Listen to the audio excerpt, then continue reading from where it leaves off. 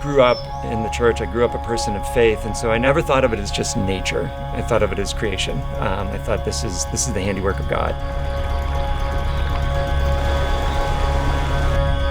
There's a lot of things you can measure. There's a lot of things you can quantify, but there's truth that's beyond just that dimension as well. I didn't know how I could necessarily combine my passion for science with this dimension that was really important to my life, a life of faith.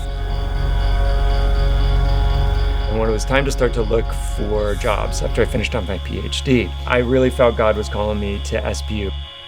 Man, 18 years later, I can't imagine peeling myself away from this place. I think I have the best job in the world. I get to work with students every day. We've got opportunities at our Blakely Island Field Station where we can give these undergraduate students educational and research opportunities that I didn't have until I was in grad school. One of the wonderful things about teaching students at SPU is we're in small groups a lot, and you start to build this trust. Whether they're meeting in my office or for coffee or we're walking in the field, I get to have these conversations with them. There's a lot of intersection between faith and science that these students are wrestling with. And one of my favorite things about SPU is we're not necessarily just going to tell you this is the right answer. We're going to help you think through things. I see the world differently now after 4 years at SPU. It was one of the first places that I heard that faith and science can coexist at the same time.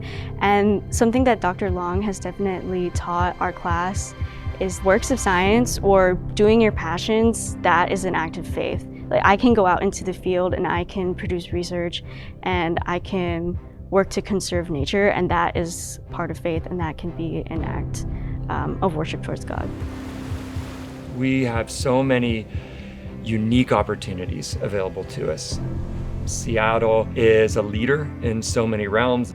We've got the perfect combination of the ability to serve in the city, but also the ability to serve in creation.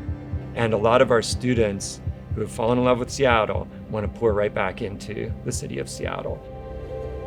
When I'm walking through the city, I feel inspired. Seattle is unique because it's urban, but you're surrounded by different aspects of nature.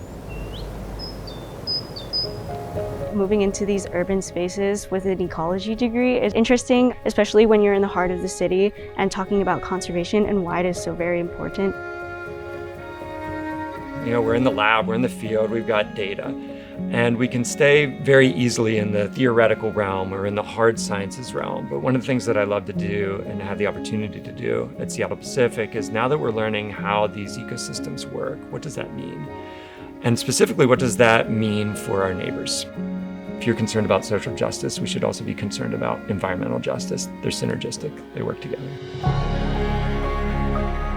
I think creation care is really important, and it's definitely emphasized at SPU. We talk a lot about not having domination over creation, but instead having dominion and having the responsibility of being stewards.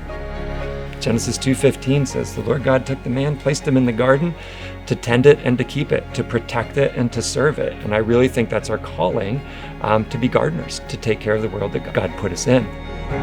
SPU already has these connections to some fantastic places that we can give students experiences at SPU that they just can't get anywhere else. We can combine top-notch science education but have Christian theology woven throughout everything that we do. So when we produce our graduates, when these folks go on, they don't just have all the scientific knowledge that they need to succeed at the next level. They have this biblical knowledge, they have this motivation that they've been able to foster and cultivate over their years at SPU, and they're ready to go out and make a difference in the world.